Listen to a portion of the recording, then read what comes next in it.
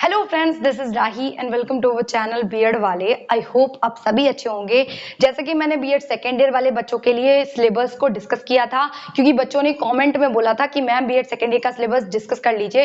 लेकिन मैंने सोचा फर्स्ट ईयर वाले यार बच्चे क्यों रह जाए, तो जो बच्चे भी एमजेपी आरयू से कर रहे हैं बीएड यानी बैचलर ऑफ एजुकेशन, तो वो यहाँ से सिलेबस को देख सकते हैं। देखिए बहुत ही सिंपल वे में हम लोग समझेंगे, यहाँ पे सब कुछ लिखना पॉसिबल नहीं था। जैसे मैंने बीएड सेकेंड ईयर के सिलेबस को डिस्कस किया, उसी तरीके से यहाँ हम फिर से डिस्कस करेंगे किसके, फर्स्ट ईयर के। और मैंने यूनिट लिख दी है और यूनिट के हम लोग अंदर क्या क्या पढ़ेंगे वो मैं आपको एक्सप्लेन कर दूंगी, क्योंकि यहाँ पे इतना छोटा छोटा लिखते आप लोगों को समझ नहीं आता, तो इससे तो बेटर है आप ऐसे ही समझ लीजिए।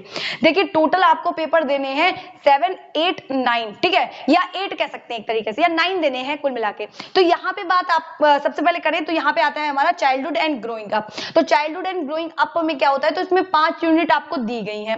तो चाइल्डहुड एंड ग्रोइंग अप का मतलब होता है बाल्यावस्था और उसका विकास, ठीक है। तो बाल्यावस्था और उसके विकास में सबसे पहले हम फर्स्ट यूनिट में समझेंगे introduction to concept and process of childhood development. कुल मिला के हम इसमें अवस्थाओं की बात करेंगे कि कैसे कैसे बच्चा डेवलप होता है, कॉग्निशन की बात करेंगे, कई सारी चीजें ऐसी हैं, कई जैसे हम लोग एडोलेसेंस की बात करेंगे, जो भी किशोरावस्था है या फिर शैशवावस्था है, सारी ही स्टेजेस की बात करेंगे, अवस्थाओं की बात करेंगे जो कि इंपॉर्टेंट है। अगर हम बात करें सेकेंड यूनिट में तो यूनिट की बात करें तो यहाँ पे आता है थ्योरीज ऑफ चाइल्डहुड डेवलपमेंट और देयर सिग्निफिकेंस। यहाँ पे हम बात करेंगे जितने भी साइकोलॉजिस्ट हैं उन्होंने अलग अलग तरीके से बताया है कि बच्चा कैसे डेवलप करता है।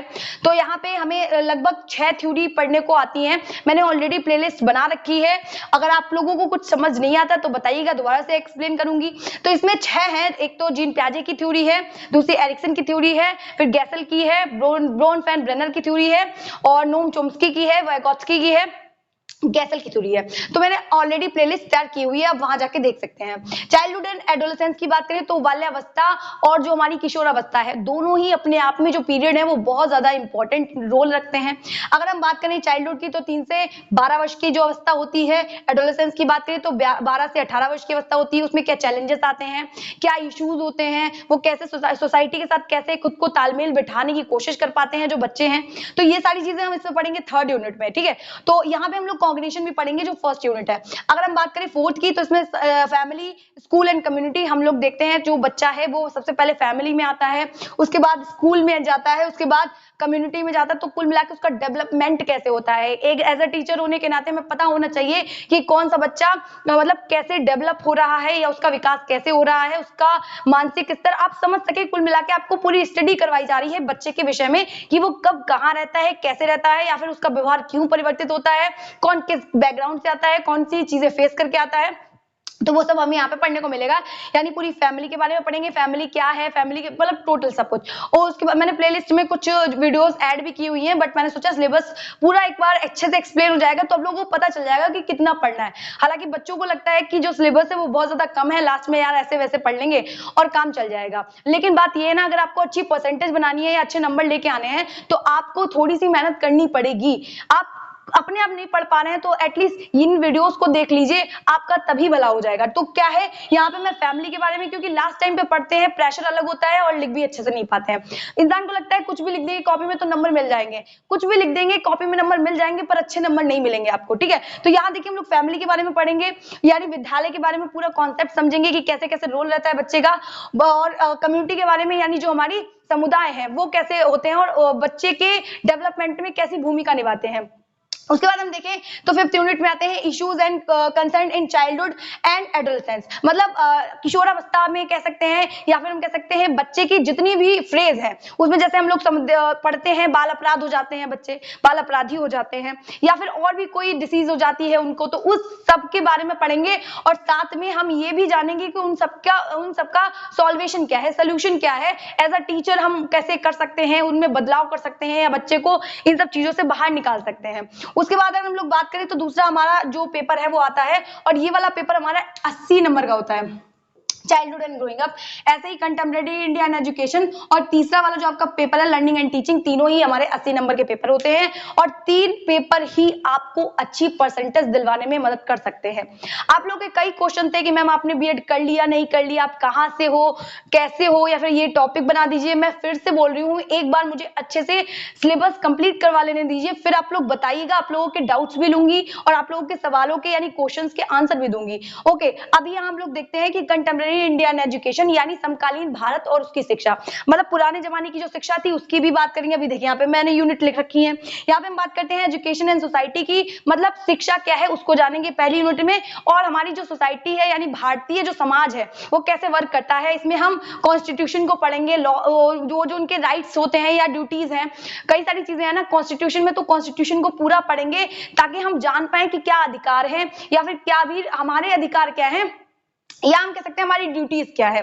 कुल मिला के अगर हम दूसरी में बात करें तो हेरिटेज की बात कर रहे हैं, यानी जो हमारी धरोहर है, जो हमारी फिलॉसफी है यानी दर्शन का और शिक्षा का क्या संबंध है आपस में, इसमें हम वाद पढ़ेंगे, यानी थ्योरीज जो एजुकेशन का जो प्रोस्पेक्टिव है। कुल मिला के हम आदर्शवाद, मानवतावाद, मैंने कई सारी प्लेलिस्ट बनाई है पर वो वॉइस ओवर है, अगर आप लोग चाहते ही हैं तो मैं बोर्ड पे भी पढ़ा दूंगी। अब देखिए यहाँ पे बात होती है कि जो हमारे थिंकर्स हैं, यानी जो भी विवेकानंद हैं या महात्मा गांधी हैं, कई सारे थिंकर्स हैं जिनके बारे में भी हम यहाँ पे पढ़ेंगे, मैंने हालांकि वीडियोस बनाई हुई हैं। उसके बाद अगर हम बात करें तो एजुकेशन फॉर ट्रांसफॉर्मेशन, मतलब एजुकेशन से कैसे परिवर्तन आया है समाज में, सोसाइटी में, उसके बारे में कुल मिला के यहाँ पे हम बहुत सारी चीजें पढ़ने वाले हैं। अब हम बात करें फोर्थ यूनिट में तो policies frameworks for public education, यानी जो समाज है उसकी शिक्षा के लिए हम बहुत सारी पॉलिसीज या हम कह सकते हैं जो हमारी एजुकेशन पॉलिसीज हैं, जैसे हम 1968 की बात करेंगे, 1986 की बात करेंगे, या न्यू एजुकेशन पॉलिसी जो आई थी उसकी भी बात करेंगे, या हम कह सकते हैं नेशनल करिकुलम फ्रेमवर्क जो हमारा 2005 है, या उससे पहले वाले भी जो हैं जो बने थे हमारे 2000 में, या उससे पहले भी कुछ आए थे, उनके बारे में भी पढ़ेंगे। अभी जो हमारी न्यू एजुकेशन पॉलिसी अप्लाई की गई है उसके बारे में भी हम लोग अच्छे से डिस्कस करेंगे। अब अगर हम लोग बात करें तो यूनिट 5 में तो आते हैं issues and concern in education, यानी हम कह सकते हैं शिक्षा से कैसे, मतलब हमने चुनौतियों का सामना किया या शिक्षा ने कैसे समाज को परिवर्तित करने में या विकसित करने में सहायता की, इसके बारे में हम यहाँ पे पढ़ेंगे। उसके बाद हम लोग आते हैं थर्ड पेपर में लर्निंग एंड टीचिंग में, यानी अधिगम और शिक्षण में। ये भी अपने आप में एक इंपॉर्टेंट टॉपिक है, या हम कह सकते हैं अपने आप में एक इंपॉर्टेंट विषय है और बहुत आसान है। इन तीनों पेपर में अगर मैं बात करूं तो सबसे आसान पेपर कोई है तो लर्निंग एंड टीचिंग का ही है। उसके बाद चाइल्डहुड एंड ग्रोइंग अप है, एंड लोगों को डर लगता है कंटेम्प्रेरी इंडियन एजुकेशन में। क्यों? क्योंकि इसमें बच्चा अपना जो सिलेबस है वो कवर नहीं कर पाता। मैं सच बता रही हूँ, आप लोगों को इस पर थोड़ा ध्यान देने की जरूरत भी है। अगर आप लोग सच में पढ़ेंगे, बेस से पढ़ेंगे, मतलब अपना एक बना के चलेंगे, तो आप लोगों को ये पेपर भी आसान लगने लगेगा। क्योंकि सच बता रही हूँ, मुझे भी इस पेपर में दिक्कत आई थी, इसीलिए मैं बोल रही हूँ। तो थोड़ा इस वाले पेपर पे आप लोग ध्यान दीजिए, क्योंकि इसका सिलेबस ऐसा है, और जो बच्चे साइंस बैकग्राउंड से उनको तो और ज्यादा तकलीफ होती है। देखिए बीए वाले बच्चों के लिए हिस्ट्री वगैरह पढ़ना, कॉन्स्टिट्यूशन पढ़ना तो थोड़ा सा कॉमन हो जाता है, क्योंकि वो उस विषयों को लेके चले होते हैं। लेकिन साइंस साइड वाला बच्चा इसको कवर अप नहीं कर पाता। अब तो हालांकि वो रह नहीं गया है एजुकेशन पॉलिसी के अकॉर्डिंग। अब देखिए बात करें तो टीचिंग एंड लर्निंग में, इसको अभी मैंने 5 यूनिट में यहाँ पे बताया हुआ है। सबसे पहले आता है process of knowing and learning. इसमें हम कर्व्स को जानेंगे, मैंने बनाई हुई है वीडियोस, आप लोग जाके देख सकते हैं। देखिए यहाँ पे process of knowing and learning, learning क्या है और टीचिंग क्या है, उन सब के बारे में जानेंगे। बच्चा कैसे सोचता है या फिर मोटिवेशन के बारे में, इन सब के बारे में हम लोग इसी यूनिट में जानते हैं। अप्रोचेस की बात करें तो आप लोगों के मैं 4 अप्रोच दे रखी है, व्यवहारवादी और मानवतावादी, मतलब इसके अंतर्गत कई सारे आ जाते हैं, थॉर्नडाइक, पावलोव, वो भी मैंने पढ़ाए हुए हैं। उसके बाद हमारे आते हैं संज्ञानवादी और रचनावादी, ये सारी चीजें इसमें पढ़ेंगे। फिर बात करें डिफरेंसेस इन इंडिविजुअल लर्नर्स, यानी हम इंट्रा पर्सनालिटी को पढ़ेंगे और लर्निंग स्टाइल्स को पढ़ेंगे, या क्रिएटिविटी को पढ़ेंगे, या उनकी फ्राइडे की थ्योरी को भी इसी में पढ़ते हैं, मैंने पढ़ा भी रखी हुई है। आप लोग बोलेंगे तो एक बार बोर्ड पे डिस्कशन कर लेंगे। Classroom dynamics and role of teacher, यानी एक शिक्षक का कक्षा में क्या रोल्स हैं, वो कैसी स्ट्रेटेजी अपनाएगा, वो सारी चीजें यहाँ पे पढ़ेंगे। और teachers as a complex activity, यानी उसकी क्या क्रियाएं होंगी, क्लासरूम को कैसे मैनेज करेगा, पूरा मैनेजमेंट के बारे में इसमें पढ़ेंगे। ये बहुत अच्छा टॉपिक होने वाला है, ठीक है।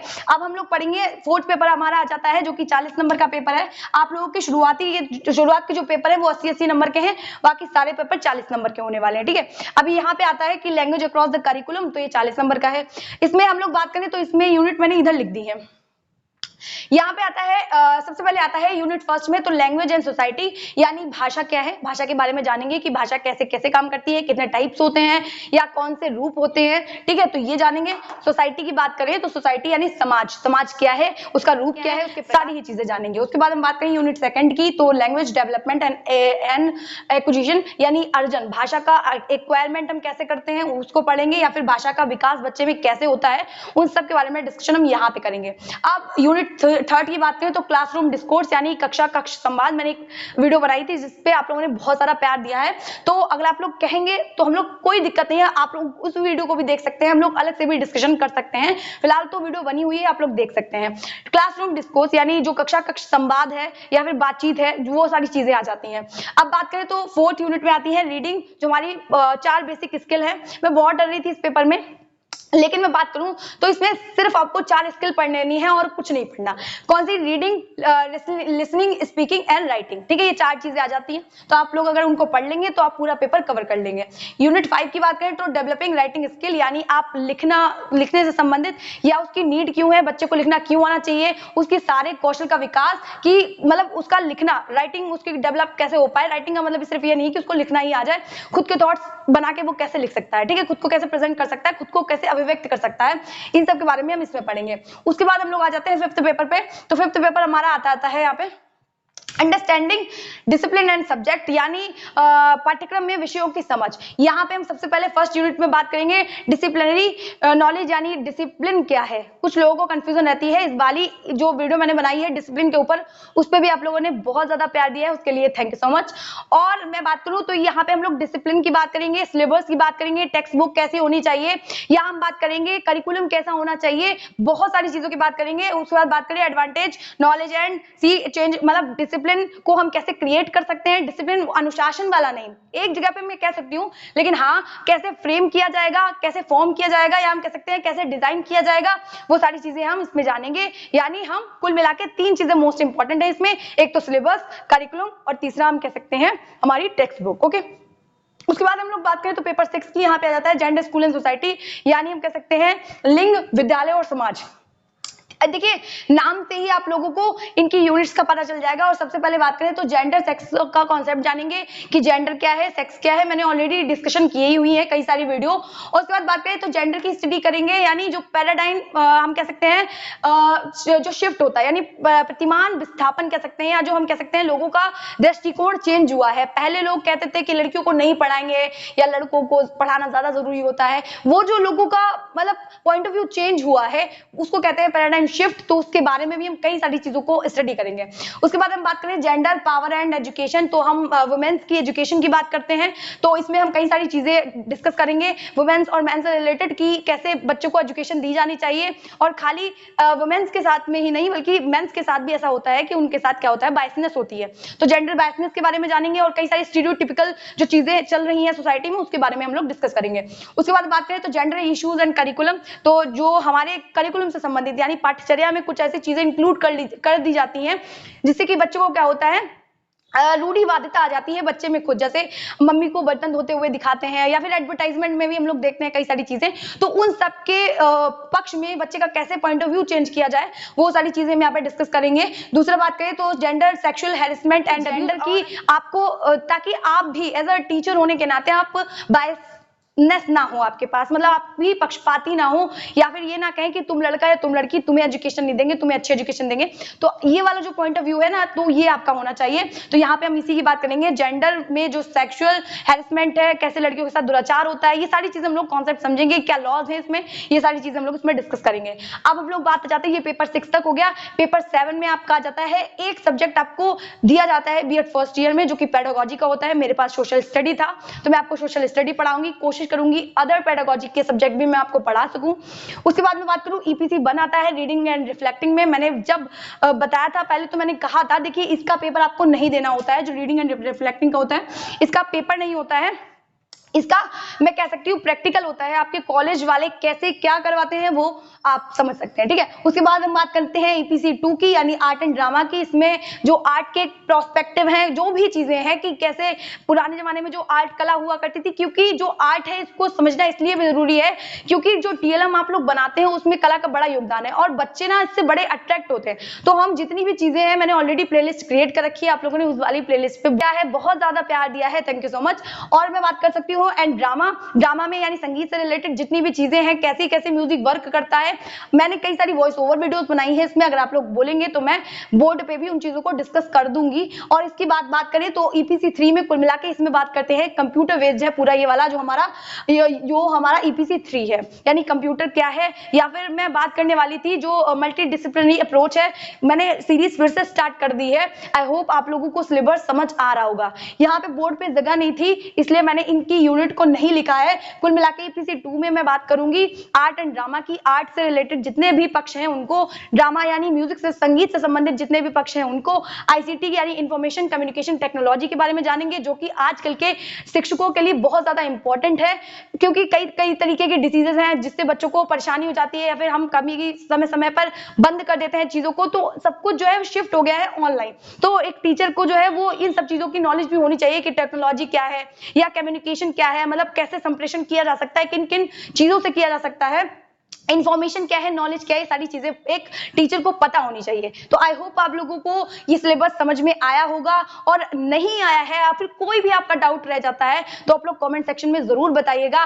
मैं लगातार प्लेलिस्ट पे काम कर रही हूं और अगर आप लोगों को कोई भी डाउट होता है तो प्लीज कमेंट सेक्शन में बताइएगा। लाइक तो वीडियो को होता ही रहेगा, कोई दिक्कत नहीं है, पर आप लोगों की एजुकेशन जरूरी है। मैं कोशिश करूंगी हर टॉपिक को आप लोगों तक पहुंचाने की, ठीक है। और अगर वीडियो आप लोगों को अच्छी लग रही हो तो वीडियो को लाइक कीजिएगा, चैनल को सब्सक्राइब कीजिएगा इसी तरीके की मोर वीडियोस के लिए। मिलते हैं नेक्स्ट वीडियो में, तब तक के लिए जय हिंद।